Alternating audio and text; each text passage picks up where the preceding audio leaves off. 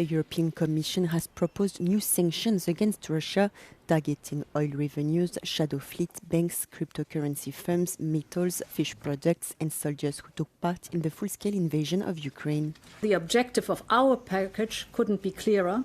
We want to maintain the full intensity of our sanctions. And the way to do this is to ensure that Russia's profits from oil sales remain contained. The main element concerns the price cap on Russian oil that the EU, along with the G7 and Australia, has implemented since December 2022. Last year, the mechanism was made dynamic, with the cap set at 15% below the average price. Yet the blockade of the Strait of Hormuz has pushed the price of oil up. This means that if the EU goes ahead, the cap will be adjusted upwards and it will grant Moscow some temporary relief. The Commission proposes to keep the price cap as it is now at $44.10 per barrel. In addition, it proposes to blacklist 30 vessels from the Russian shadow fleet, 31 Russian banks, as well as 20 cryptocurrency firms. The proposal also plans to deny entry into the Schengen area to Russian soldiers who have served in Russia's war against Ukraine. Approval of the sanctions requires unanimity by the 27 member states. If endorsed, it will represent the 21st package of sanctions since February 2022.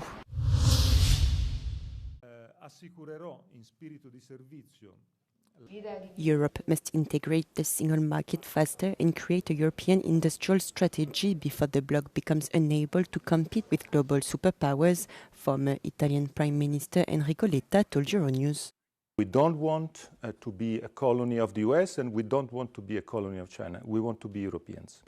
In 2024, Letta published a report on how to complete the single market, which inspired the EU's roadmap on how to make Europe more competitive. The report recommended to create an energy union, integrate digital services, and the fragmentation of capital markets, and foster research and innovation. Letta said that Europe finally seems to be catching up with the imperative to do something. There was an acceleration in the last 3 months. The year 25 was a year in which we were all shocked by the new Trump 2 era, the tariff wars and the rest. Then Greenland happened. I think Greenland was a big wake-up call for all European countries and leaders. The European Commission recently launched the new strategy One Europe, One Market to boost European competitiveness.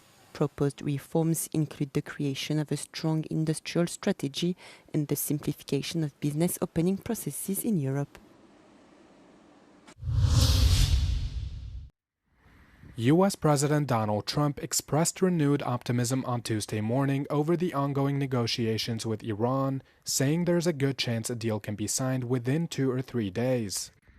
The remarks come just a day after Iran and Israel renewed their offensives and exchanged a flurry of missiles at each other, threatening to end the fragile truce that has been in place since the 8th of April. Trump did not provide a reason for the renewed optimism, but did hint at diplomacy being the most effective solution to the crisis. Speaking to reporters, the Republican president said bombing is easy and can start soon, but it would not reopen the Strait of Hormuz, which has been effectively closed since the war started on the 28th of February. Mediators led by Pakistan have been trying for weeks to get a deal on the table, but the two sides have clashed over Iran's stockpiles of enriched uranium and its nuclear program at large. Trump says the war can only end if Iran fully agrees to forego its nuclear ambitions and surrender their 440 kilograms of uranium, while Iran demands to pursue civilian-purpose nuclear projects and a full withdrawal of U.S. troops from the region. Tehran has also demanded that its assets internationally frozen by the U.S. be immediately freed, as well as a permanent truce in Lebanon as part of any arrangement.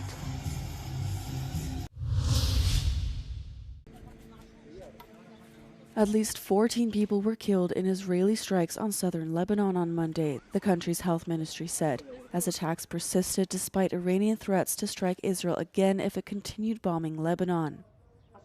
Strikes were reported in Marwania and Tyre after Israel and Iran said they had brought an end to a round of tit-for-tat attacks begun by Tehran after Israeli strikes hit Beirut over the weekend, just days after agreeing on a ceasefire deal.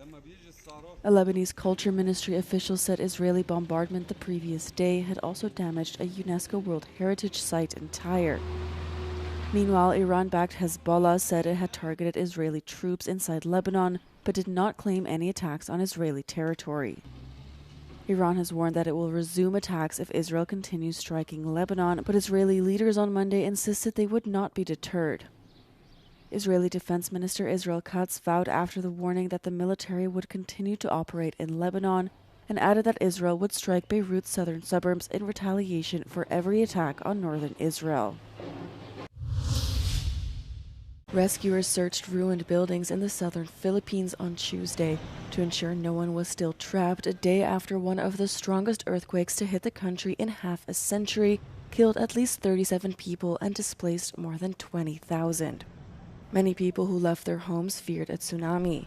Waves up to 1.4 meters above tide level were measured in the Philippines, but the only tsunami damage reported was to 6 shanties on stilts in a coastal village. The earthquake left a trail of destruction, including in General Santos, a lively coastal city of more than 700,000 people, where at least 13 people were killed in collapsed buildings and due to falling debris.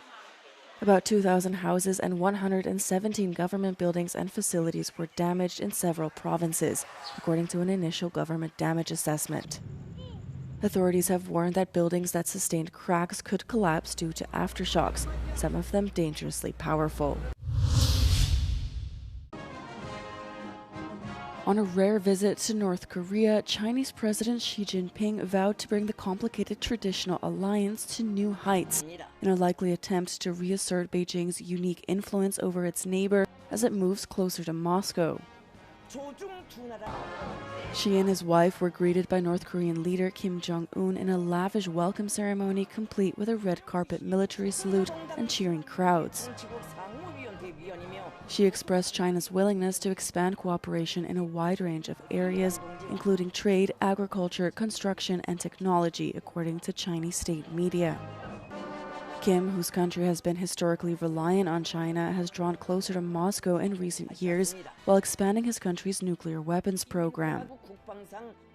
He boosted an alliance with Putin after sending troops to fight alongside Russian forces against Ukraine.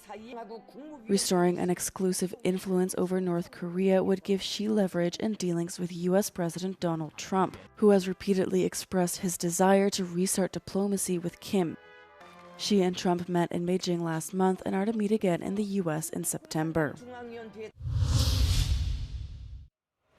Iran's national football team is training in Tijuana under tight security and logistical constraints with a week to go until the tournament kicks off and visa challenges continuing to plague the team. But in a shock and seemingly solitary decision, Tehran's World Cup ticket allocation has now also been cancelled. The Iranian Football Federation said on Tuesday that the entirety of its guaranteed allocation of 8% capacity for each of its matches, tickets reserved for officials, extended team members, and families and friends of the players and coaching staff have been cancelled without further explanation. The Iranian FA says it has issued a formal protest on the matter, which has not affected any of the other 47 teams. It comes after the U.S. had previously denied visas to 13 members of Iran's technical and administrative staff, and reports circulated that Iranian players would only be permitted presence in the U.S. on match days, meaning the team would have to fly into and out of the United States on the same day. FIFA protocols require host countries to enable players to fly in a day prior to fulfill their media duties and train on the match grounds prior to fixtures, but a seemingly stubborn White House looks set to block that. The restrictions come as the Trump administration continues to diplomatically clash with Tehran in negotiations aimed at ending the war they waged with Israel in February. The countdown is almost over. Across North America, host cities are putting the finishing touches to preparations for the biggest World Cup in history. From Kansas to Toronto, officials say security plans are in place. I think for the world, we want to show off that Kansas City is on the rise, that we are elevating. We are, no longer, as we say, a flyover state, we're a fly-to state. But we also want people in Kansas City to be really proud. of this as well. We hope Kansas Cityans and those in the region are really excited to host and show off and proud that this came to their backyard. Toronto will host 6 World Cup games starting this Friday. Officials in Canada's largest city say they are ready to welcome the world and are emphasizing its diversity. Embrace this moment in our city, in our country's history, and experience all that this opportunity has to offer. We are ready to welcome the world, and we are looking forward to kicking off. But beyond host cities' preparations and the stadiums, the focus is also now shifting to the national teams. On Monday, Mexico's President Claudia Sheinbaum presided over a flag presentation ceremony for the national team, 3 days before the country opens the 2026 FIFA World Cup against South Africa.